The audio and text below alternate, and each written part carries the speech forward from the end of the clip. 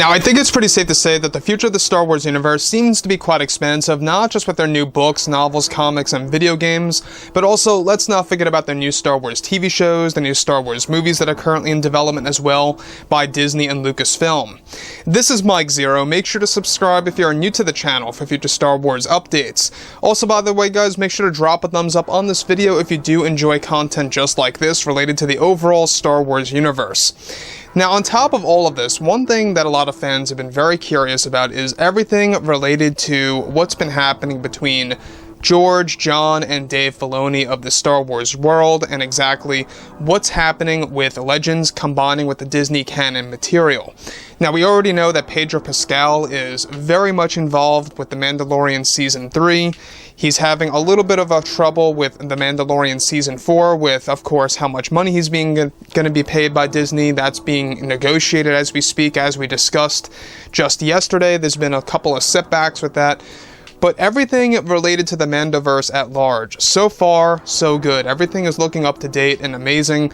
Mando Season 3 is going to connect directly into the Ahsoka Tano series, as well as Mando Season 4, and how that's all going to pretty much lead and spawn new Star Wars TV shows to arrive on the Disney Plus platform.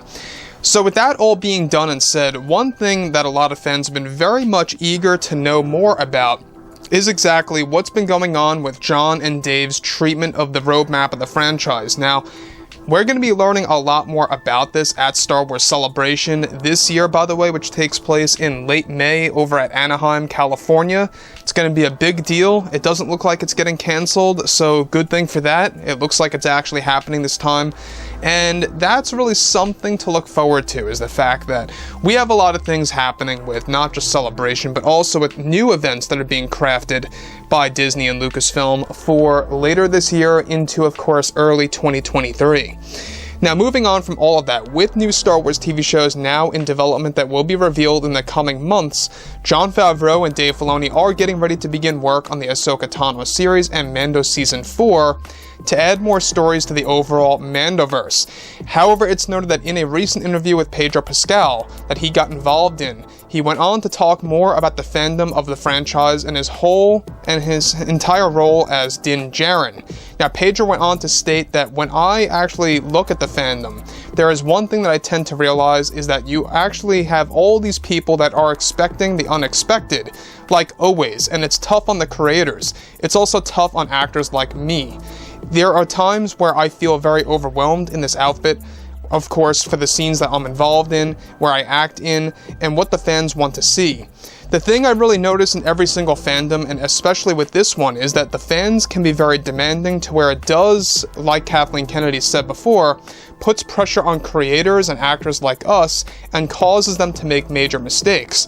I mean, I can probably mention a handful of mistakes that we did with The Mandalorian Season 1 and 2 that I don't feel like going into right now because of the fans. But it's these mistakes from the creators that are caused by the demanding fans that I have a problem with. Even myself as an actor, I feel like I am always being judged in the suit or in costume or obsessing over the review over the most recent episode that aired I was in. So let me just stop right here for 1 second. Now, this is of course Pedro Pascal really kind of going heavy on the fans, like essentially blaming the fandom for putting pressure on creators like John and Dave Filoni, which I don't believe they're doing, by the way. John and Dave are just doing what they love doing. Pedro Pascal is kind of trying to make it seem like John and Dave are being pressured, where in reality, they're not. John and Dave are actually doing the absolute opposite. They actually pressured Disney, who, by the way, are in more control than anything over the Star Wars universe than the creators of Lucasfilm.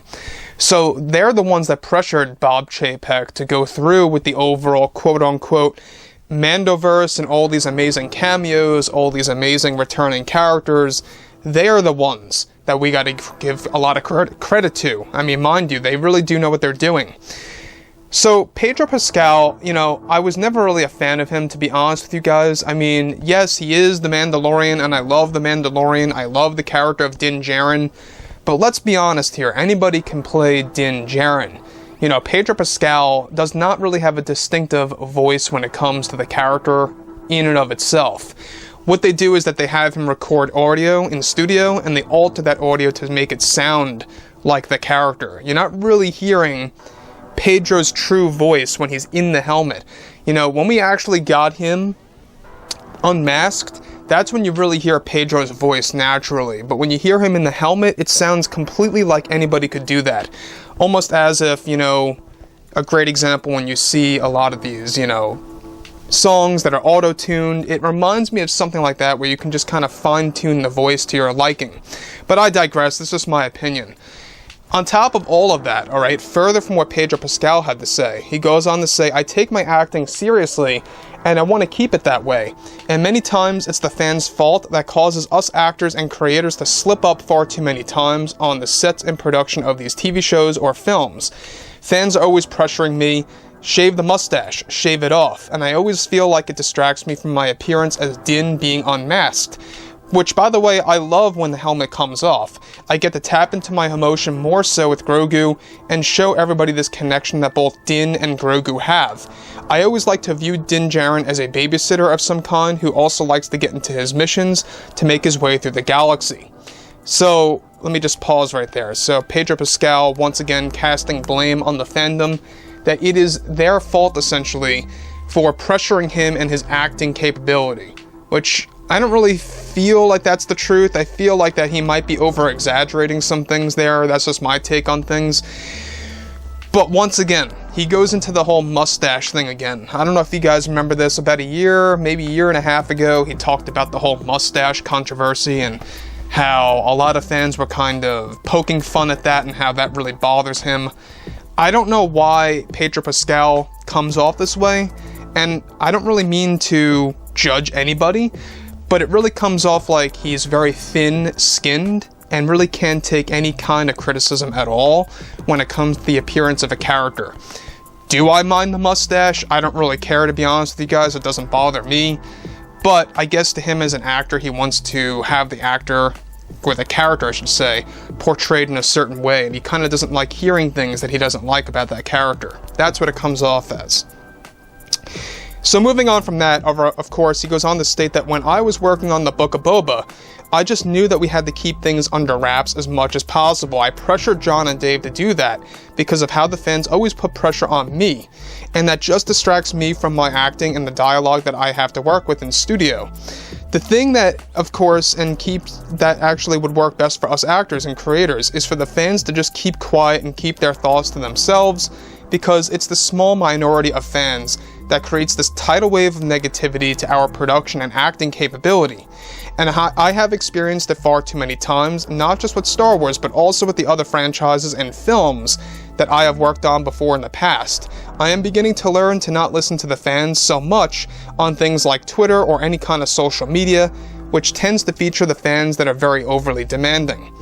So, once again, you know, you can see how Pedro is tapping into that cast of blame thing on the fans, and it doesn't really end there. You know, we obviously know that Pedro has a lot of problems with key fans of the franchise, specifically ones that do not approve of The Last Jedi, of The Rise of Skywalker, of the sequel trilogy, or anything that Kathleen Kennedy has really created in depth. He doesn't really care about those fans that pretty much are the majority, to tell you guys the truth. So anyways, guys, you know, drop a comment below.